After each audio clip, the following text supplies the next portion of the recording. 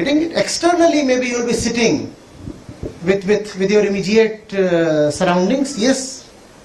Externally, sometimes that is unavoidable. But internally, you can be in very noble, very august company. Let that happen.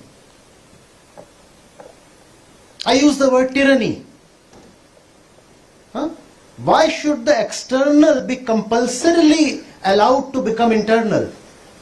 Why should the external be allowed to dictate the environment within? Outside of me, there might be all noisy people, all petty people, all selfish people. But why should I allow them to penetrate my heart and occupy a very central position here? No. Yes, you can keep sitting outside. I'm just a student, class 11th, class 12th.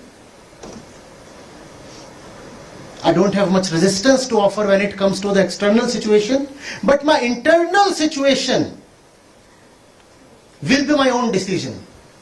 This internal province, I will be the king. And I choose to raise this internal thing to a high point. Even if all around me is chaos and noise and littleness and meanness, yet see who I am really with. I am really with someone. That's one of the probably the only ways possible. Because getting great company of living people may take time. It's not impossible, but it's not always easy. It may take time.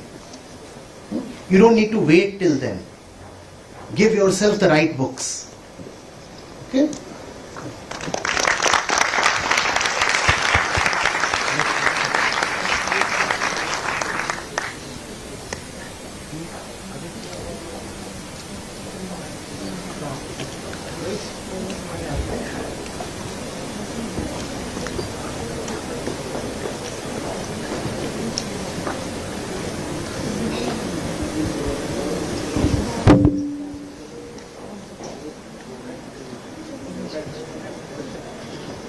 Good afternoon, sir. I am Gurnoot Kaur.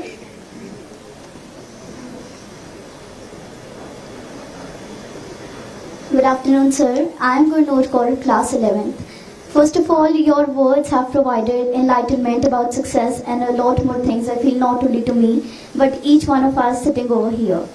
As you mentioned earlier that there are a lot of distractions, particularly at this age, like social media nowadays and constant comparison. Also the temptations to opt for shortcuts. So precisely my question to you is that how should we train our mind to focus on what truly matters? By knowing what truly matters. See, the thing with that which truly matters, the thing with that is that once you know it, you cannot ignore it. So just knowing it is sufficient. Once you know what is really, really important, you will be helpless. You will be choiceless. You will no more have the option to see it and yet unsee it. To come to its greatness and then turn your back to it. That will become impossible. So seeing is sufficient. But how do you see? How do you know what is truly important? By not being in a hurry to accept the definitions of importance handed over to you by tradition. See, tradition does not want you to independently figure out what is important in life. Tradition tells you in advance, this is important, right? You didn't decide it for yourself. You were told such things are important, right? And you just bought them. You didn't even buy them. You believed in them. You believed in them. Now that has to stop. You are grown-ups. You must question. You must ask, you must inquire, you must experiment. Because if you have ready-made definitions of what is important, then you will never come to what is truly important. You must reject all the definitions that tradition has handed over to you. You must pick such and such subjects in class 11th and 12th. That kind of college is wonderful. That stream offers great opportunities. Now whatever opportunities mean. Oh, there is great scope in that field. And what the word scope means always remains fuzzy. But these are buzzwords, no? Scope. Now what does scope mean? What do you mean by scope? We don't know. Potential for what? We don't know. What kind of success? Oh, now you have reached this age, now you must start thinking of getting married. And once you are married, you must start thinking of having kids. And then one kid does not suffice, you must have another one. All these things are very important. Oh, you are now 35 and you still don't have a house of your own. Where is the house loan? Where are the EMIs? Why is your car so small? It's important to have a big one. How do you know all these things are important? I'm not saying they are not important. I'm saying the definitions must be your own. And then if on your own, independently, in your own discretion, in your own wisdom, if you decide that these things are indeed important, then so be it. Then it's fine. But don't take these things on a platter, on face value. Just because somebody says it is important to be like that or do that, no. I'm not rejecting you. I'm asking you to explain. I'm just saying this is something so intimate that I must be allowed to independently come to it. These are not things that one person can decide for another. There are some things that a young man, young woman should do very, very individually, without interference, without fear, and without the burden of tradition. In many things we can accept rules made by others, right? For example, on the road, traffic rules. You don't need to be a rebel there. You don't need to say, I'll drive wrong side, because that's my individuality. Or I'll drive only in reverse gear, because who are you to tell me the rules? My life, my rules, and I drive in the reverse. That's stupid. When it comes to small things, external things, then we can accept rules made by others. That's fine. That's fine. I didn't decide the dimensions of this stage, and I'm okay with it. Fine.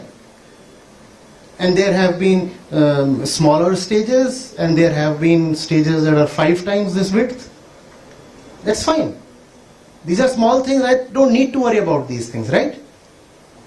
But I'll be very, very particular that the content is very individual. That what I'm saying to you, our relationship here is very intimate. Nobody can decide what I'm going to say to you, because this is not something somebody should interfere in. Yes, you can dictate all other things. Fine, that's fine. That's fine. Are you getting it? And when you are able to independently inquire into what's really important, first thing that happens is a lot of unimportant things, they disappear from life. A fresh space gets revealed because the nonsense is now out. That this nonsense was never being revealed as nonsense. This nonsense was being touted as some of the most important things in life. Oh, you must look pretty as a girl. That's very important. That's very important. Why don't you look pretty or dainty or attractive? Are you getting it? You must ask, why must I? No, I'm not rejecting. I'm inquiring. Why must I? Who am I? What is meant by attraction? What is meant by attractiveness? When these kind of things, they are out of the window, then there is space for the truly important to reveal itself. As long as, please note this, your mind is cluttered with trivia, the really important thing will remain buried beneath the trivia.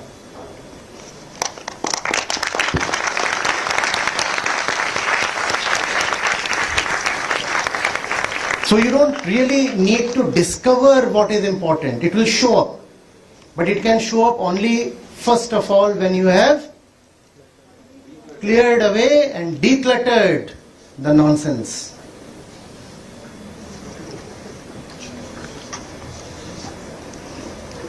Rejection is important, very important. And if your age, you cannot inquire, question, reject, then what's the point?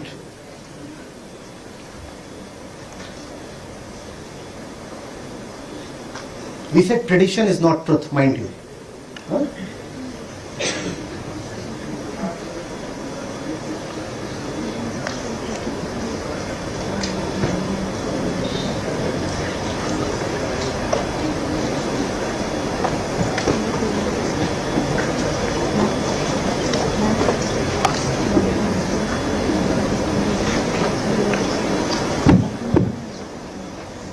Are there any more questions or any follow-ups to this, the current discussion? Do you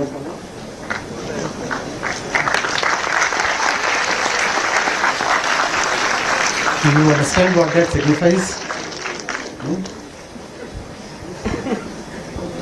Yeah.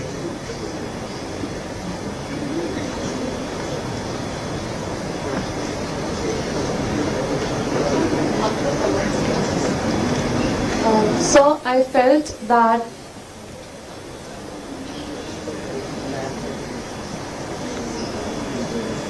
first off, everything that you've said today, that has truly changed my way of thinking in some way. And my follow-up question would be that we just talked about tradition not being the truth and all the buzzwords that are thrown at us. So I feel that in today's world, there are a lot of students, a lot of brilliant young minds who do try to rise above it. But somewhere or another, there is this notion that the one who goes against tradition, the one who tries to defy it, is somehow the one in the wrong. So how does one truly rise above this tradition? No, let that notion be there. On the outside, there are other people who carry that notion. Why must you carry that notion? You may, or somebody here may, or many people here may carry the notion that somebody wearing a yellow blazer is stupid. That's fine. That is your notion, not mine. Are you getting it? People are free to carry whatever the notions they can. People carry all kinds of weird notions. Let them carry their notions. As long as it exists outside of you, you're all right. It's like the virus, the coronavirus. Let it be there. Everything has a place under the sun. All these pathogens have been existing in jungles and their own native places since the beginning of time. Let them exist there. If a virus exists in the jungle, in the bat, how does it trouble you? The problem is when you allow it to enter your interiors. Don't give it access. This has to be your sacred spot. Your mind has to be your temple. Not all thoughts, no random ideas can be given access to this place. This is what is sacredness.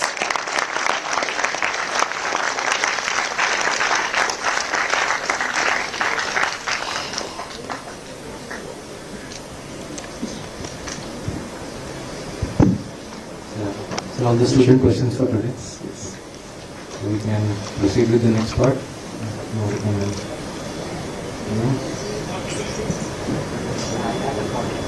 Good question.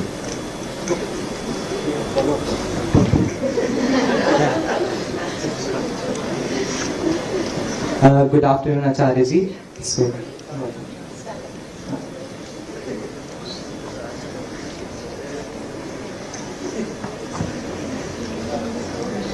Good afternoon, Acharya ji.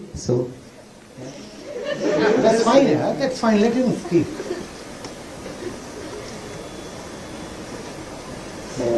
Good afternoon, Acharya ji. It's a good afternoon, yes. So, as you mentioned that it's not always the case that we should agree to the age-old tradition, the age-old principle that has been laid like laid out from the years, from the ages. But on the other hand, we see that we can rely on like thinkers, from the people from historical instances that have done something great at their time. But we see that every era, every situation has different circumstances, and it's not like that we can always rely on the principles that were laid out at that time. So I just want to know that how can we tune in their message, their principles, the ideals that they lived up to in They never give you do's and don'ts. Typically, a great one will not give you principles. The great one is great because he inspires you with his struggles. He does not impose his principles on you. What you will find in his or her life is a lot of relentless inquiry and living up to challenges. It is not the job or characteristic of the great one to impose his thoughts or ideas on somebody else, especially the coming generations. That's not what the great one is ever going to do. For example, Gita somebody talked of. The Gita is not an idea. The Gita does not consist of a set of principles. There is ruthless, raw questioning involved there. And the Gita exhorts you to ask questions, similar questions. Are you getting it? Your question is, why must I accept the answers that are coming from another century? What I'm saying is, if those things are coming from the greats, they will not be in the shape of answers, rather they'll be in the shape of questions. They'll tell you not to accept easy answers. That's what the greats tell you. Thanks a lot.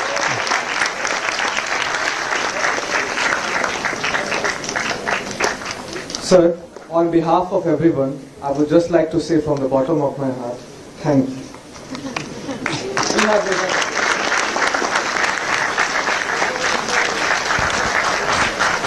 We have benefited immensely from what we have received from today, sir.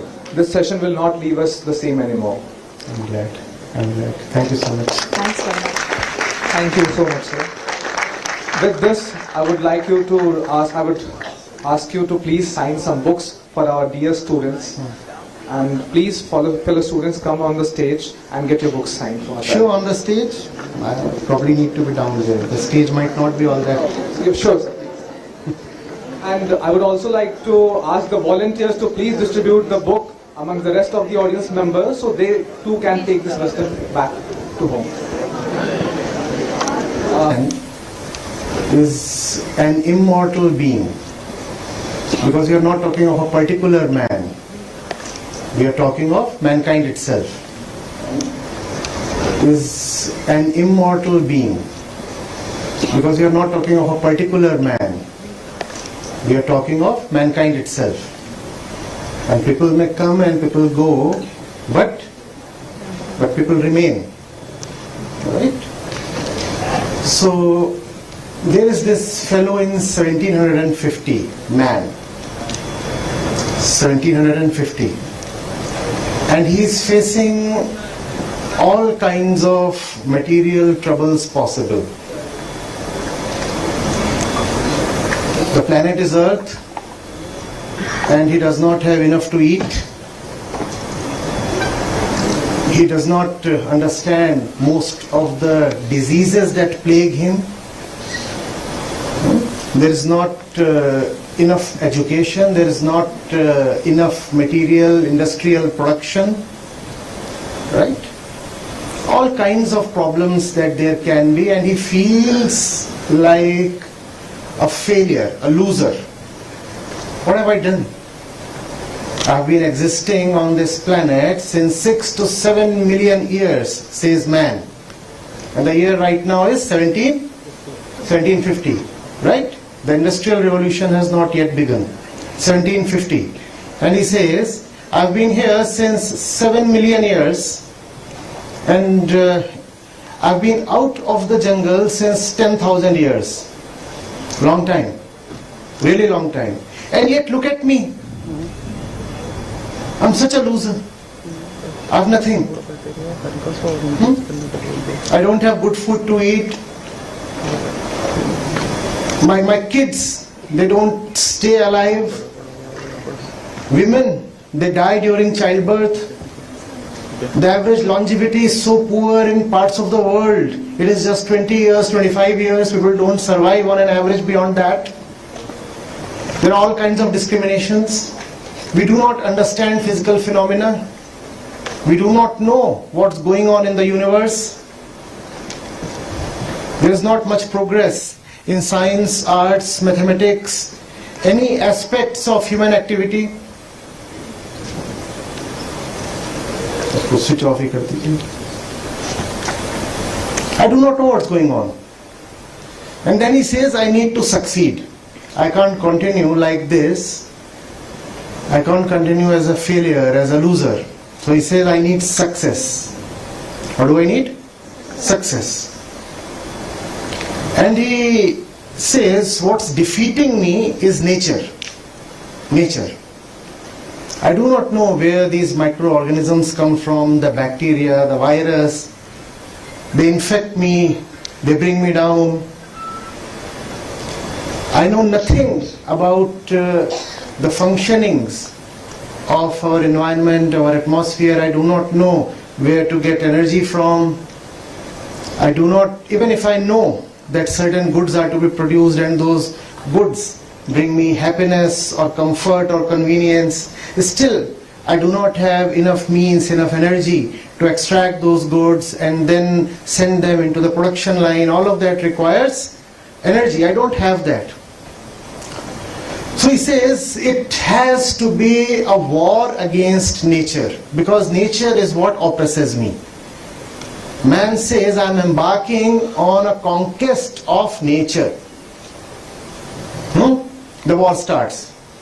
Though the war had actually started long before 1750, but 1750 is when we can officially announce it, because now comes what we now know as the Industrial Revolution.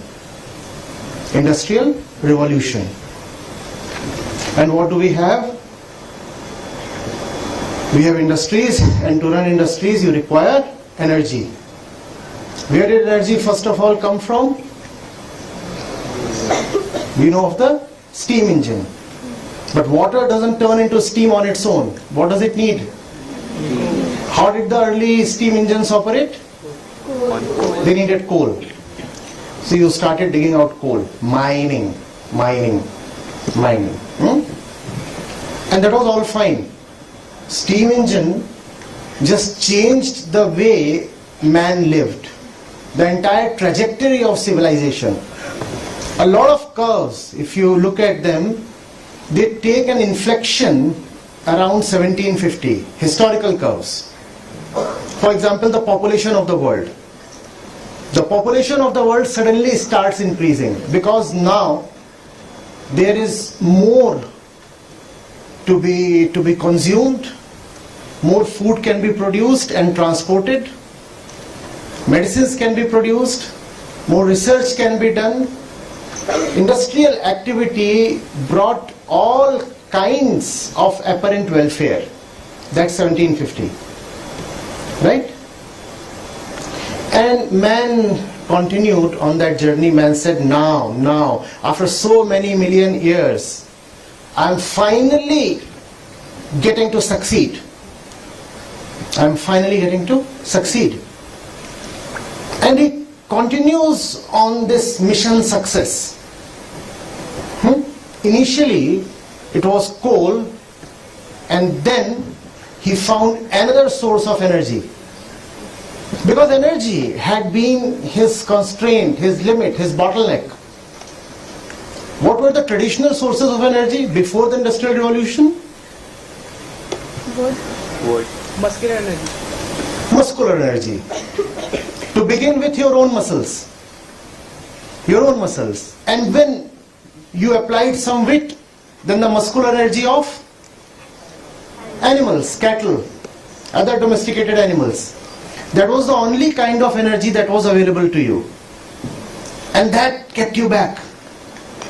And now suddenly, a treasure had been unlocked.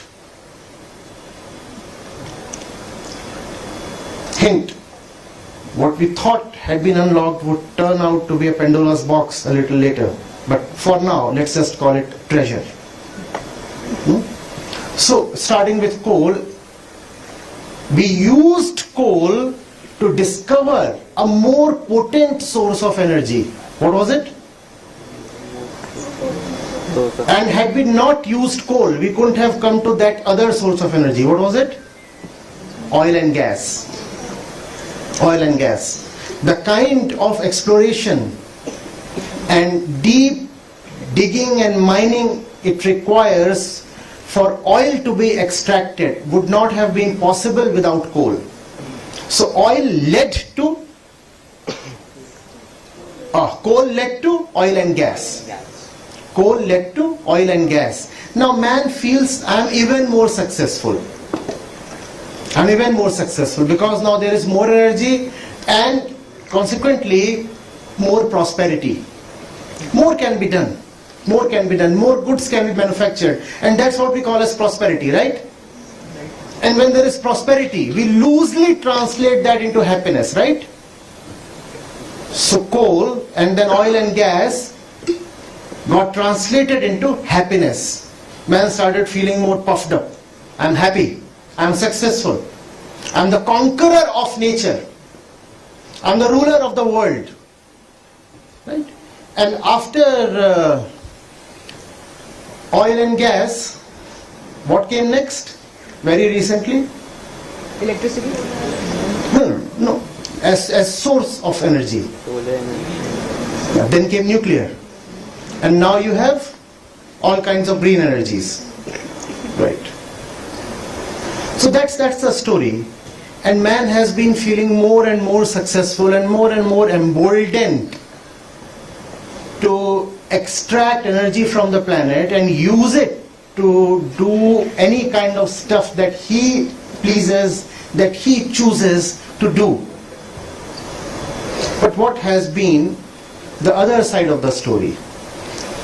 And wonderfully enough, this story is very parallel, very analogous to what you have here, Decoding Success. And if you can understand the story of this man, you will get a fair bit of idea what kind of success you want in your life, because you are standing at a very critical juncture of your studies, life and decisions. 1750, the level of carbon dioxide in the Earth's atmosphere was 270 ppm.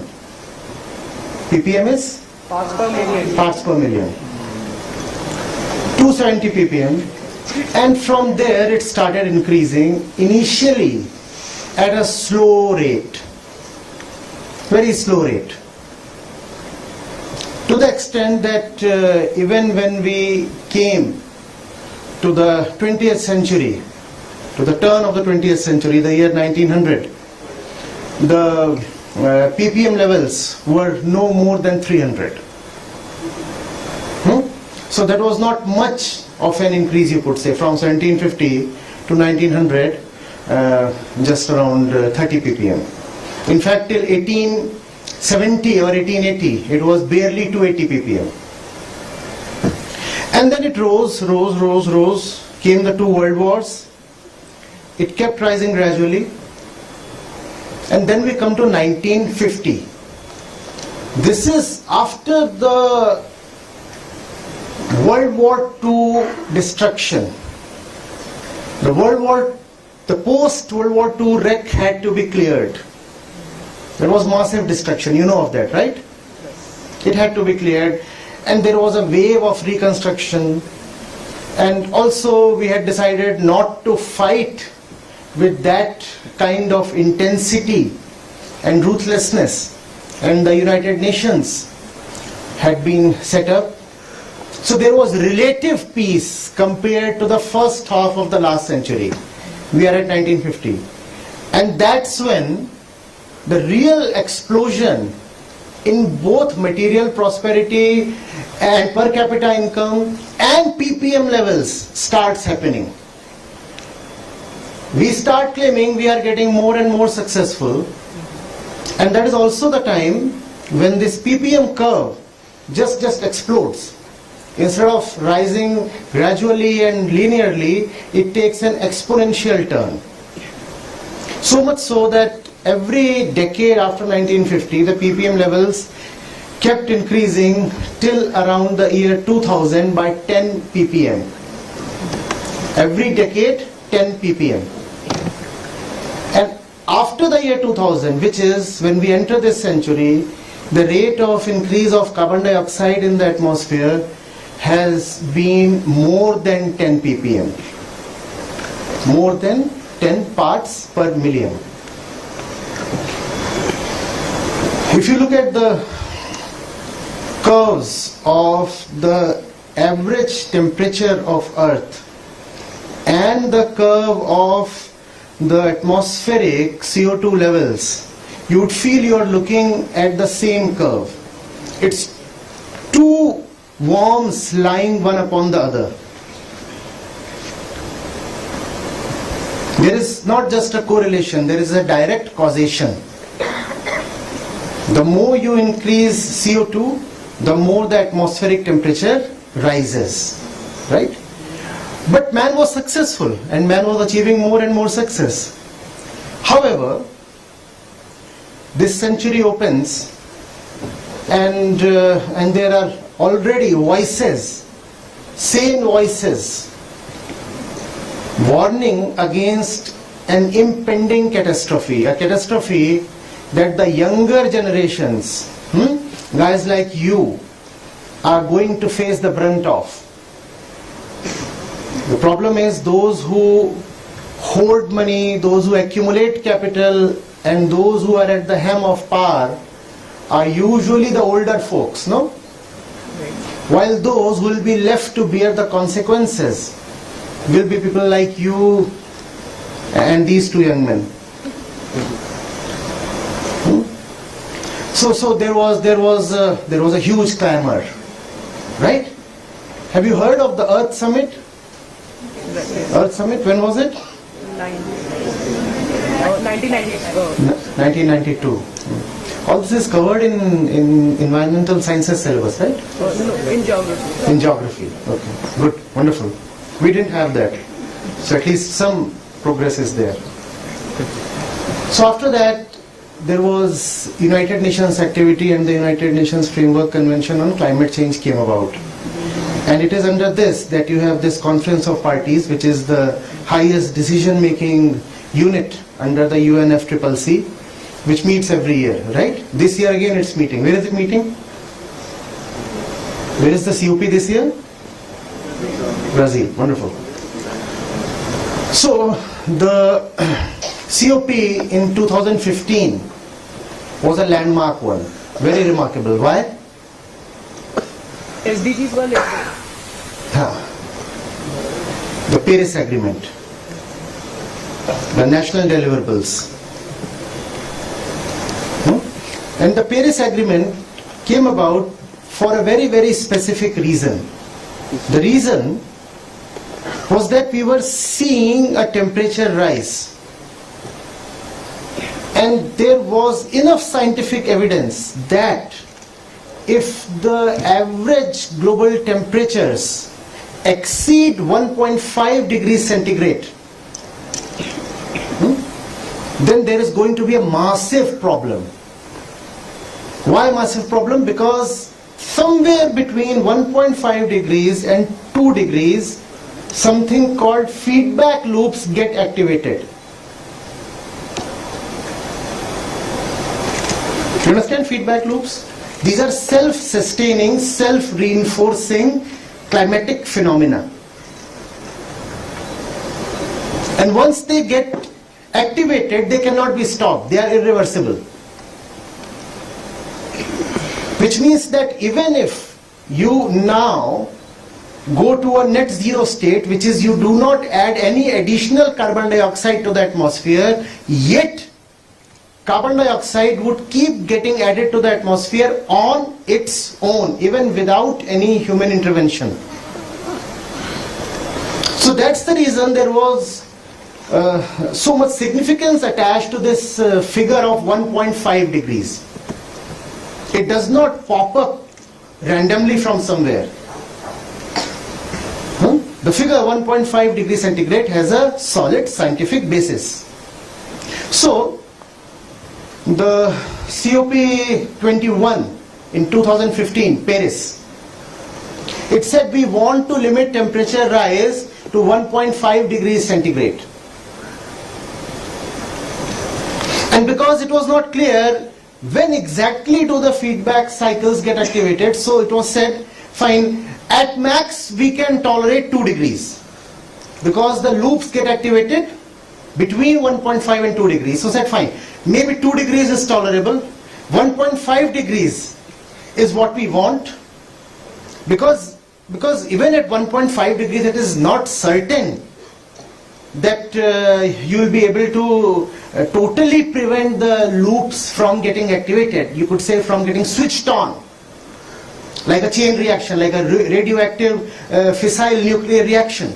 It's not certain, but there is a probability that 1.5 is when it all begins. So let's stop it before that. At max 2 degrees. At max 2 degrees. So 2015 we said was a landmark. In 2015 we set targets as a planet.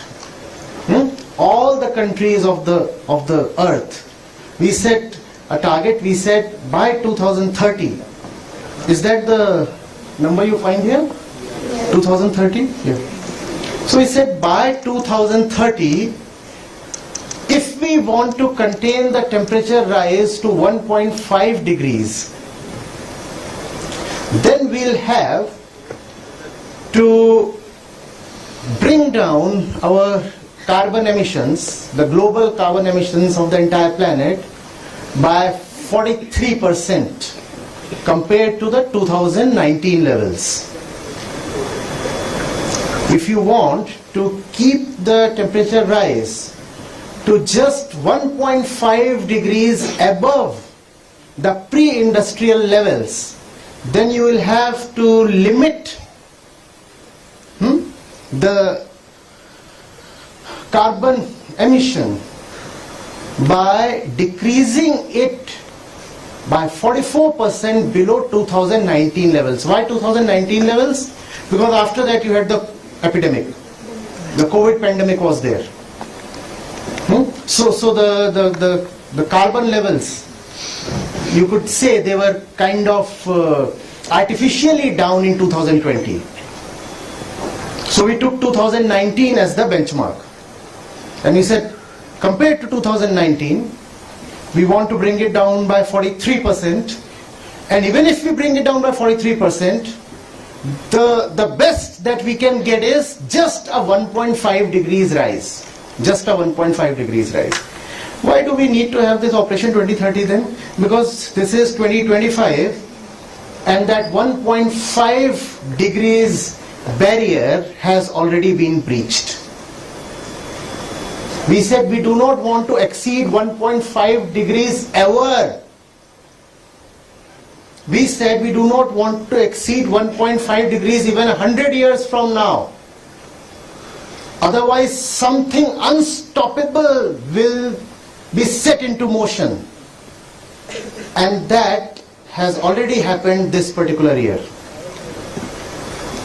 We have exceeded 1.5 degrees global temperature rise. In fact, there is some evidence that it has already gone up to the level of 1.7 degrees. 1.7 degrees, and this is not 2030, this is 2025. This is 2025. You get this. When the COP was being held at Paris, 3 pathways emerged. 3 pathways emerged. The first was the green pathway, though it cannot be, it should not be honestly called as green, but it was called green. It was the pathway of limiting carbon emissions to the extent that you do not get more than 1.5 degrees rise. The second was the yellow pathway. You said if you move along this one, then you will get a rise of 2 degrees centigrade. and 2 degrees centigrade ensures that you will have cataclysmic feedback cycles. And then there was the red pathway. Red pathway. And the red pathway said if you take this particular path, then the temperature rise you will get will definitely be more than 3 degrees. And how much more than 3 degrees we cannot say. That's the scary part. Definitely more than 3 degrees, so the bottom line is ensured. There is no way you will not have at least 3 degrees temperature rise, 3 degrees centigrade. That much is ensured. But beyond that we do not know. Because beyond that what will we have? Unstoppable feedback cycles. And we do not know the extent to which they will explode. The extent to which they will amplify, intensify on their own. So it could be 5 degrees, it could even be 7 degrees. We just do not know. We just do not know. And as of today, we are on the red track. Neither red nor yellow, or neither green nor yellow, we are on the red track. We are on the red track. Do you understand this? The global emissions, when we said we are taking 2019 as the base, as the standard to compare the coming years with, the global base was 58 gigatons equivalent of carbon dioxide.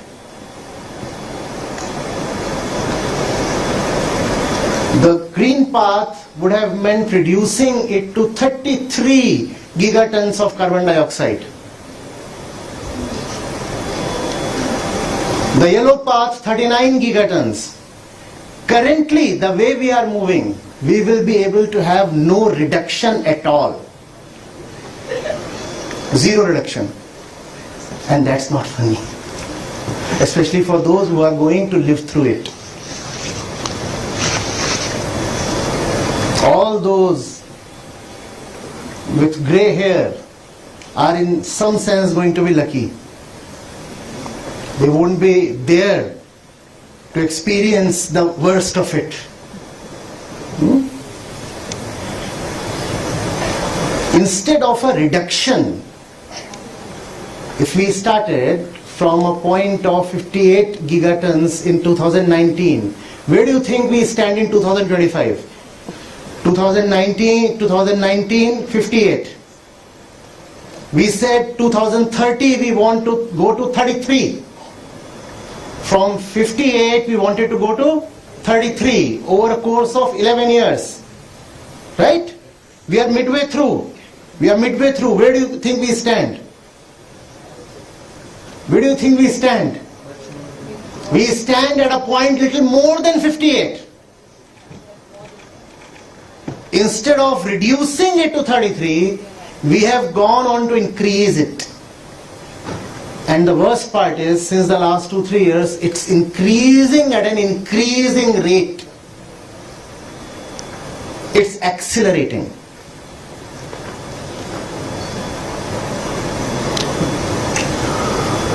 Do you understand how success and that operation are linked? Man wanted success, and this is what he has brought upon himself. Because according to him, success was about the conquest of nature, consumption, prosperity, and the subsequent sensual pleasure. He said if you can have that, then you can be called as successful. But is that not the idea we all, even today, have of success? Right? The fellow has money, let's call him successful. The fellow consumes a lot of energy, let's call him successful. Would you want to know what do the rich people of the world do when it comes to carbon emissions? We call them successful, right? If we just project 2 pics here, one of an ordinary looking person and one of a person driving an ultra luxury car, and you are asked to spot the successful one, what would be your first instinct? Which one is successful? Second one. The one driving the luxury car, right? Okay. So we come to a more luxurious part of the story now. The richer part of the story now. For us to survive, for us to just come to the point of 43% reduction that we envisaged for ourselves by 2030, the per capita annual CO2 equivalent emission of any citizen of this planet should not exceed 2 tons. 2 tons. That's the sustainable limit. What's the population of the planet? 8 billion. 8 plus billion people, right? 8 plus billion. And these 8 plus billion people each should not be emitting more than 2 tons, 2 metric tons of CO2 each annually. That's all. If you want this planet to survive. That's all. How much do the richest 1% of this planet emit? 2 tons is what is sustainable. 2 tons is what is sustainable. But how much do the successful people emit? Come on.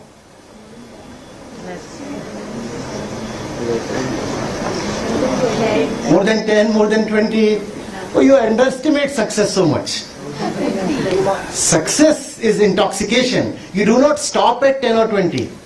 You want to just roll on. Huh? I'm moving at the speed of light. They call me Mr. Fahrenheit. That kind of speed you want to have. Why will you stop at 10, 20, 25? Why? 200. Yes? 200. 100. That's it. 100. And we are talking of the top 1% rich people. What if I make it top 0.1%? The one who are really admired. The ones who make it to the Forbes 500 lists and the world's top billionaires lists. The top 0.1%. How much do you think they emit? Come on. 1,000. 500. 1,000. The scale is logarithmic. 1,000. 2 tons is what is needed to keep the planet alive, and they emit 1,000 tons. 1,000 tons. And see how the curve just logarithmically declines. 0.1 percentile, 1,000 tons. Top 1 percentile, 100. 100. Top 10, 10. 50. 50. 50 or less than 50. Bottom 50%, bottom 50%, 5%. Bottom 50%, 5%. Only 5% of the total global carbon emissions come from the bottom 50% of population. And that's the reason why countries like India stand still, even today, below the 2-ton threshold. India per capita carbon dioxide emissions are 1.9 tons per person per annum. How much do you think it is for the EU?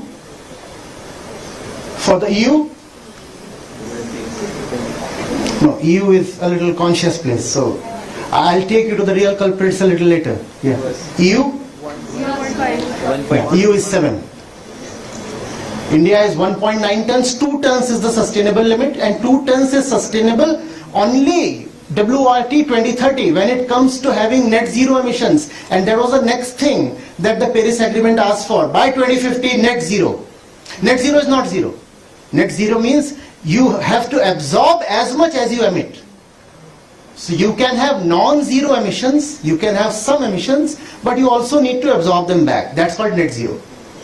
So for net zero, the per capita emissions must actually be cut down to 0.7 tons per person per annum. 0.7. That's what you need for this planet to survive.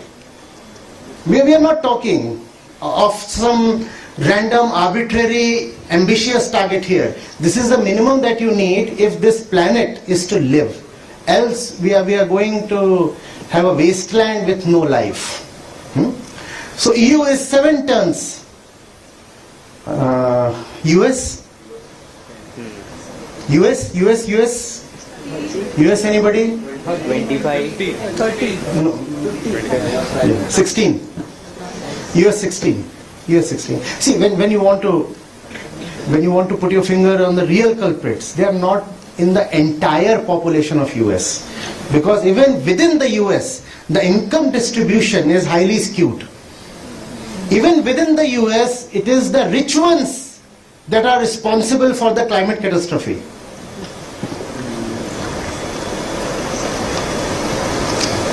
The GCC, Saudi Arabia, UAE, the Gulf countries, the oil producing countries, 20 to 25. 2 tons is needed by 2030 and 0.7 by 2050, and there they are 20 to 25 tons per person annually. And these are also some of the countries, the oil producing countries, where the rate of reduction, where the governmental willness and initiative to reduce the carbon emission is found to be the lowest, the weakest. Saudi Arabia, Russia, Mexico, and now the US.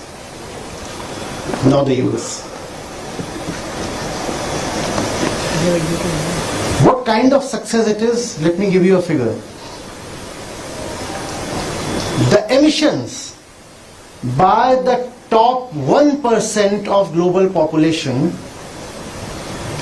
was responsible for 1.3 million deaths in the last 10 years. Should we call it bloody success? Should we? Yeah, we should, if we are to be honest.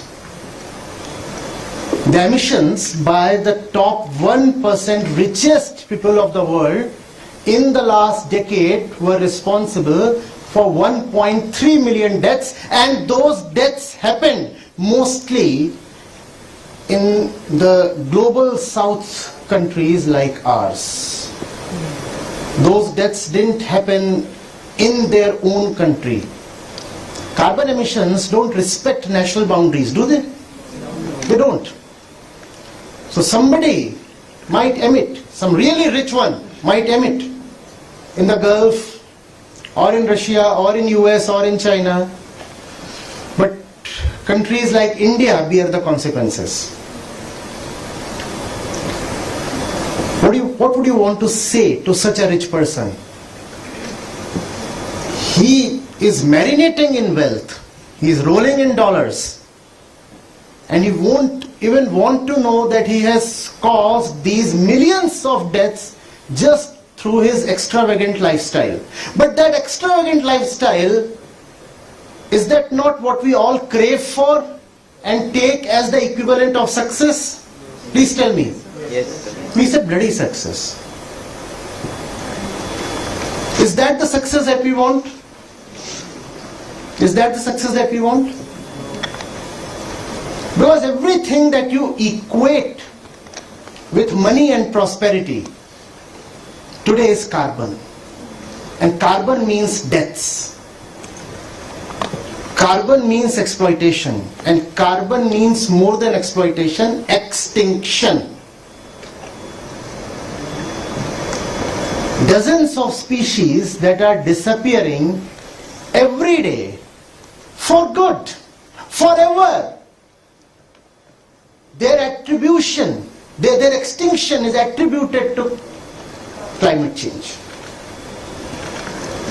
You're not just exploiting living beings, you're making them go extinct forever. If that is the definition of your success, I'll have more money to burn. I'll consume more and more. I live the high and the fast life.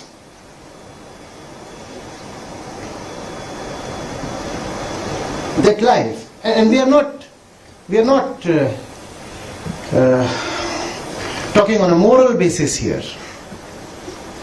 We are talking hard facts and scientific evidence here, right? We are not saying, you should not have money because money is a bad thing and all. No, no, no. None of the moralistic preaching, nothing.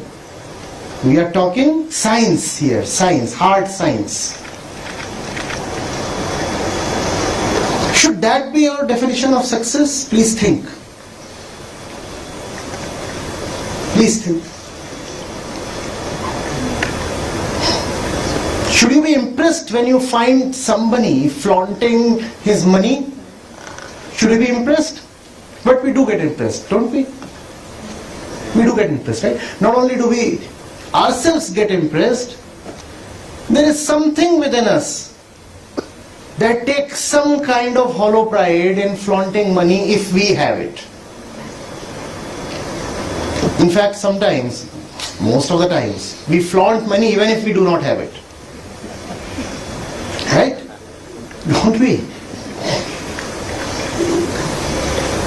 Those who can't have the real Western luxury brands, they go for their cheap Chinese copies. Right? There's a certain pervert pleasure in showing off that you are successful. But this definition of success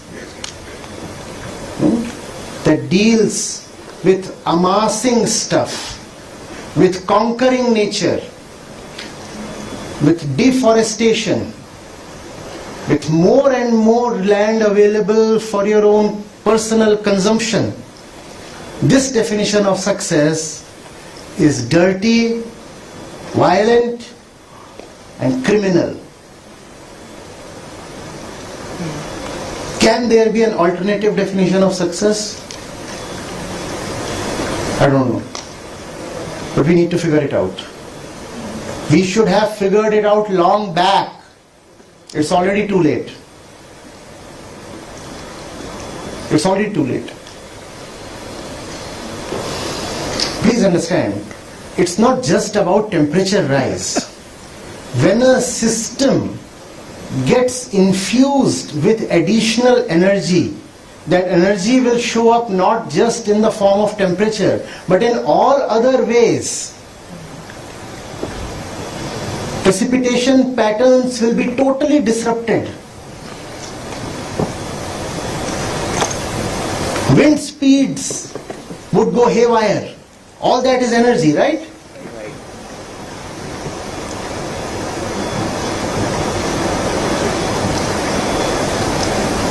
Which basically means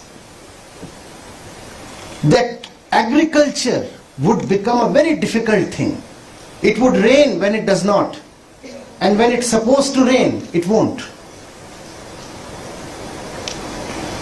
And that also means that the poorest are going to bear the brunt of it. Those who emit the least will suffer the most. Those who emit the most will suffer the least. This is called climate injustice. Do you want to have injustice at the foundation of your success? Would you be happy?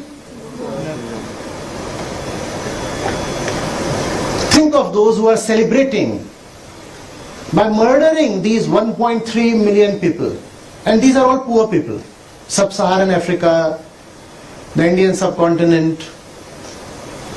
And these deaths will go unnoticed because they are not all dying at once at one place in one day. It's not sensational, so it won't catch the media's attention. It's happening all over the place and all the time. It will become so commonplace that it will become the new normal. But death is death, right? And we are only talking of human deaths so far. In between we talked of the other species that are going permanently extinct because of human action. That's what we are doing. That's what our flawed definition of success is doing.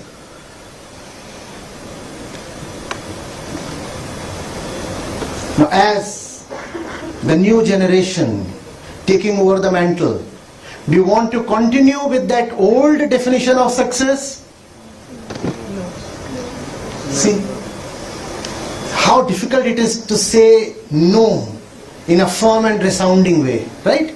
Because that success just tempts. It's so lucrative. But I'll be happy if even a few of you say no to that kind of success.